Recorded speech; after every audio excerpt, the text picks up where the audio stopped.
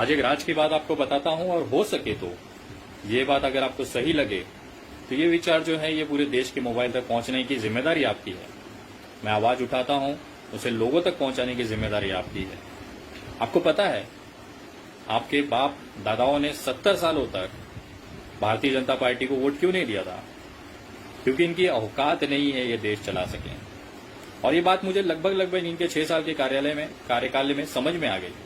पता नहीं देश को क्यों नहीं समझ में आ रही है। जब देश में दारूबंदी करके युवाओं को उनके जीवन को बचाना था, उस समय नोटबंदी कर दी जाती है, पूरा देश लाइन में लग जाता है, कितनी मौतें हो जाती हैं। जब इस देश में टैक्स को थोड़ा सा कम करके या उनको राहत दे के व्यापारियों को उनको बिजनेस को आगे बढ़ाने की जरूरत थी, उस समय जीएसटी ला के जितने व्यवसाय धंधे चल रहे थे वो सबका सत्यानाश कर दिया जाता है। इस देश में एम्स और यूनिवर्सिटीज की जब तैयारी करनी चाहिए थी तो बनाया जाता है 3000 करोड़ रुपया खर्चा करके मूर्ति। इस देश में जब 2 करोड़ नौकरियां हर साल देने की बात होती थी तो बना दिया जाता है लोगों को चौकीदार, और सब शान से लिखने लगते हैं कि भाई मैं भी चौकीदार। जब देश में भाईचारा बनाना था उस समय इनके सारे गोदी मीडिया और इनके सारे अंडभक्त सोशल मीडिया पे मिलके ये फैलाते हैं हिंदू मुसलमान के बीच में नफरत। और जब हर जिले में, हर केंद्र में, हर राज्य में जब बेहतरीन अस्पताल सुविधा बनानी थी तो ये क्या बनाते हैं भाई साहब?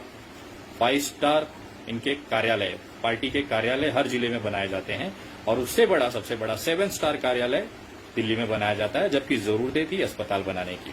इसके साथ में वायु मार्ग से जब सैनिकों को पहुंचाना जरूरी होता है तो ये सड़क मार्ग से भेज के आतंकवादियों के लिए पुलवामा जैसी घटना करने के लिए जमीन तैयार करके देते हैं। और उसका रिजल्ट क्या होता है? हमारे 40 जवान, हमारे परिवार के 40 लोग शहीद हो जाते हैं, बेगुनाह उनकी मौतें हो जाती हैं। और इसकी तैयारी कौन कराता है?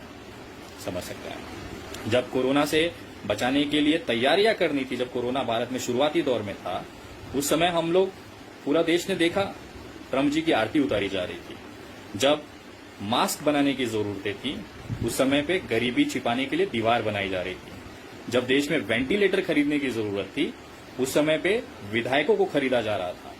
और सबसे गंदी चीज ये लगती है कि जब विदेशों से कोरोना को लाके उनके लिए जो विदेशी आ रहे हैं उनको रोक के उनको क्वारंटाइन बनाने की जरूरत थी, तो ये भाई साहब मध्य प्रदेश में भारतीय जनता पार्टी की सरकार बनाने में बिजी थे। और ये सारी चीज करते समय आपको कहा जाता है कि आप पूरी व्यवस्था देखें, आप सारी तैयारियां देखें, सब आप ही को करना है।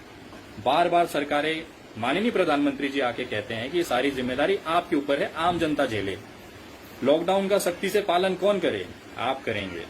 आपके परिवार का, आपके घर की जिम्मेदारी का कौन सुरक्षित रखेगा? कोरोना से लड़ने में कौन मदद करेगा? आप करेंगे। उसके बाद में अपने आसपास में जो लोग भूखे हैं उनको भोजन कौन खिलाएगा? आप खिलाएंगे। आपके घरों में जितने जेवरात, जितने गहने पड़े हैं वो सरकार के अकाउंटों में कौन जमा कराएगा? आप कराएंगे।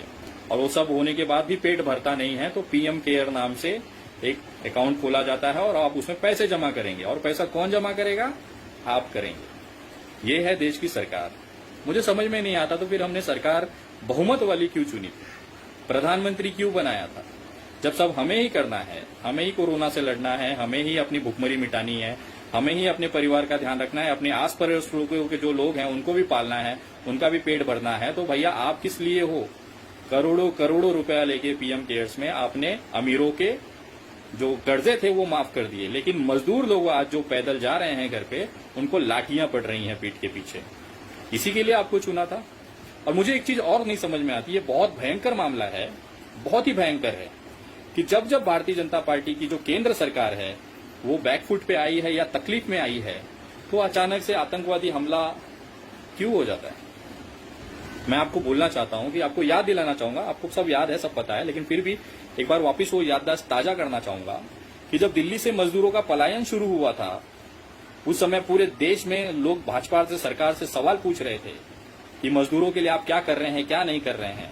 तो पूरे देश में इस सवालों के जवाब न देके इस मामले से ध्यान भटकाने के लिए अचानक से तबलीगी जमात वालों को ले आया जाता है। सारी गोदी मीडिया लग जाती है तबलीगी जमात, कोरोना फैला। लेकिन क्या आपको याद है कि जो लाखों मजदूर वहां से पैदल निकले थे दिल्ली से, क्या वो लोग अपने घर पहुंचे भी या नहीं, कि रास्ते में ही मर गए? इसकी कोई खबर नहीं है, क्योंकि उस पे से ध्यान भटकाने के लिए तबलीगी जमात का झुंझुना बजाना जरूरी था, नहीं तो फिर सरकार में दिक्कत हो जाती थी। जब सारी चीजें चल रही थी, आज अचानक से मजदूरों का फिर से मामला चालू हुआ है, तो आपको दिख रहा है, धीरे धीरे आपको एहसास होगा, आपके पीछे कुछ घटनाएं चल रही हैं, जिसको अब आपको मजदूरों की जो दिक्कतें हैं, जो लोग पलायन कर रहे हैं, जो अपने घर वापस जा रहे हैं, सड़कों से जा रहे हैं, पैदल चल रहे हैं, देश के अंदर ये सबसे बड़ा जब सवाल बनना शुरू हुआ है, तो आपको एहसास है कि भारतीय जनता पार्टी की जो केंद्र सरकार है, वो आपके लिए नया कौन सा झुंझुना लेके आ रही है? वो झुंझुना है पीओके। पाकिस्तान ऑक्यूपाइड जो कश्मीर है, उस पर अब हमला करेंगे, उसको अपने कब्जे में लेंगे। मैं सहमत हूं, ये होना चाहिए, वो अब भारत का अभिन्न हिस्सा है, वो भारत में आना चाहिए।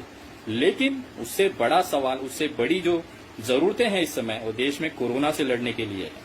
जो मजदूर पलायन कर रहे हैं, उनको इस कोरोना से संक्रमण रोकने से लिए उनके भूखे जो पेट है उसमें निवाले डालने जरूरी हैं। जब देश की जनता ही नहीं रहेगी, तो आप पीओके क्या पूरा पाकिस्तान ले लीजिए, कोई फर्क नहीं पड़ेगा आपको। मैं इसके लिए कह रहा हूं कि आने वाले समय में आप टीवी चैनलों पे, सोशल मीडिया पे ये सारी चीजें आप देखेंगे, आपके अंदर देशभक्ति जगाई जाएगी, क्योंकि सरकार अब है बैकफुट पे। कोरोना पे पूरी तरह से फेल हो चुकी है। मजदूरों के सवालों पे उनके पास कोई जवाब नहीं है, कोरोना के मामले पे उनके पास कोई जवाब नहीं है। न वो अपने सरकारी अस्पतालों के डॉक्टर या पूरे देश के डॉक्टरों को पीपीई किट दे पा रहे हैं। पीपीई छोड़िए, उनके औकात से बाहर की चीज है। मैं साधारण से बात करता हूं कि टेस्टिंग किट्स कहां पे है, अभी तक भारत में कितनी टेस्टेज हुई हैं, उसकी कोई जानकारी, कोई व्यवस्था नहीं है। जो टेस्टिंग किट्स लिए गए, उसमें भी करोड़ों का घोटाला किया इन्होंने। ऐसी टेस्टिंग किट्स लाई गई जिसमें कोई रिपोर्ट्स ही नहीं आ रही हैं, कचरा खरीदा गया है, कचरा। और हम बात कर रहे हैं हम कोरोना से जीतेंगे।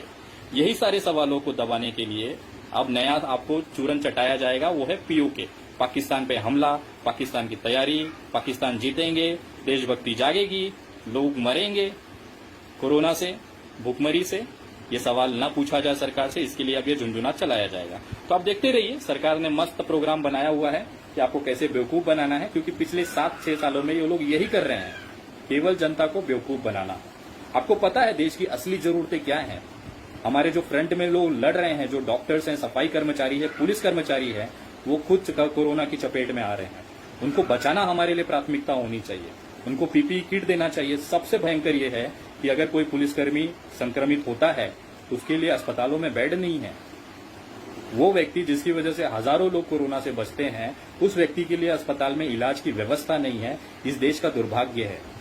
जो डॉक्टर्स हैं, मैं वीडियोस देखता हूं सोशल मीडिया पे, कितने ही नर्सिंग स्टाफ और डॉक्टर आके चिल्लाते हैं, वीडियोस बनाते हैं कि हमने हजारों लोगों का इलाज किया, लेकिन आज हमारे ही इलाज में लापरवाही हो रही है, हमें इलाज नहीं मिल रहा है। इससे बड़ा शर्मनाक कुछ चीज किसी देश के लिए हो सकता है क्या? और हम विश्व गुरु बनने की बात करते हैं, हम पीओके जीतने की बात करते हैं। इस समय देश की जनता को बचाना जरूरी है, मजदूरों के पेट में निवाले डालने, उनको घर पहुंचाना जरूरी है। वो सब छोड़ के आपको अभी नया दृश्य दिखाया जाएगा पीओके का। आप मजा लीजिएगा, आपको सारी चीजें होगी, देशभक्ति जगाई जाएगी देश के अंदर कि भाई जागो, देश जरूरी है, 100% देश जरूरी है, लेकिन उससे बहुत जरूरी है देश की जनता का जिंदा रहना। लोगों को राशन नहीं मिल रहा है, लोग पैदल जा रहे हैं, उस पर कोई विचार नहीं हो रहा है। आग के आंसू निकल रहे हैं, इनके बच्चों के पैरों में छाले पड़े हुए हैं, लेकिन ये सरकार को नहीं दिखाई देगा। क्यों दिखाई देगा? सरकार तो अमीरों की है। विदेशियों के बच्चों के लिए, अपने हिंदुस्तान के अमीरों के बच्चों लाने के लिए स्पेशल फ्लाइट चलाई जाती है, उनको वहां से ले आया जाता है, लेकिन मजदूरों के लिए ट्रेनें नहीं चलाई जाएंगी। यही चीज जो आज आप कर रहे हैं, आज आखिर आपने माना कि मजदूरों के लिए हमें व्यवस्थाएं करनी है, ट्रेनें चलानी है। काश यही चीज आप उस समय कर लेते जब मैं चिल्ला रहा था, तो शायद ये मजदूर आज अपने घर पे होते और कोरोना संक्रमण का जो मामला है वो बहुत कम होता। लेकिन सरकारें लेट जागती हैं। मैंने क्या गलत मेल किया था आपको? मैंने यही सारी मांगे की थी जो आज आप गैजेट निकाल रहे हो, आप जो नोटिफिकेशन निकाल रहे हो।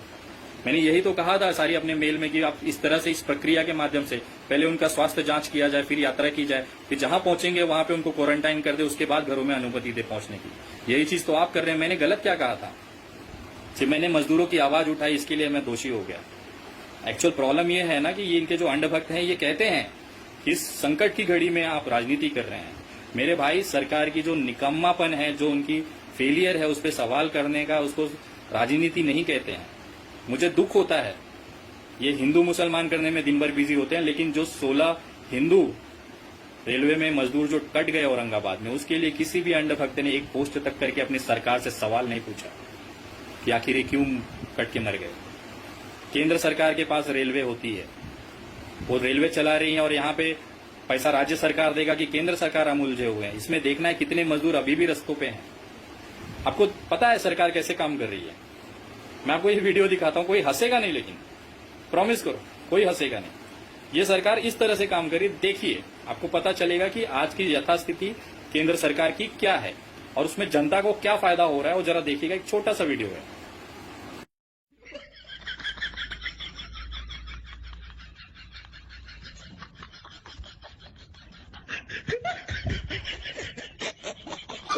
Oh, no, no, no, no. बस यही हालात हैं देश के। सरकार तो चल रही है लेकिन फायदा नहीं मिल रहा है, मिलेगा भी कैसे? इनके औकात के बाहर की चीज है। आप लोग इसी तरह से सुरक्षित रहें, अपने घरों में रहें। जो लोग भी मजदूर आपको रास्ते पे दिखे, कम से कम उन्हें पानी जरूर पिलाएं, क्योंकि वो भी अपने हैं, अपने ही परिवार का हिस्सा है, हमारे ही देश के नागरिक हैं। कहीं ना कहीं आज वो मजबूरी में है, कल को हम मजबूरी में होंगे, तो कहीं ना कहीं ऊपर वाला ये सारी चीजें देख रहा है। तो किसी के आंसू न निकले ऐसी व्यवस्था हमें करनी है, किसी का पेट भूखा न रह जाए उसकी तैयारी हमें करनी है, और ये आपकी और मेरी जिम्मेदारी है। सरकार निकम्मी है, अगर सरकार के भरोसे बैठे हो तो भूल जाओ, सरकार खुद आपके भरोसे बैठी हुई है। आप पैसे दोगे तो सरकार चलेगी। सरकार तो खाली हो चुकी है ना, अमीरों के पैसे कर्जे मुंह खत्म करते करते उन्होंने देश की तिजोरी खाली कर दी है। अब आपको सलाइन लगाने के लिए, आपको इंजेक्शन देने के लिए, आपको दवाइयां देने के लिए इनके पास पैसे बचे नहीं है। पीएम केयर में दान मांग रहे हैं, बताएं विश्व गुरु बनेंगे, $5 ट्रिलियन की अर्थव्यवस्था भारत को बनाएंगे। ऐसे भारत आज के डेट में 100 साल पीछे जा चुका है, और इस बर्बादी में अगर इतिहास लिखा जाएगा तो स्वर्णिम अक्षरों में भारतीय जनता पार्टी की केंद्र सरकार का स्वर्णिम अक्षरों में लिखा जाएगा कि अंग्रेजों से ज्यादा अगर किसी ने देश को बर्बाद किया है तो हमारी इस माननीय सरकार ने।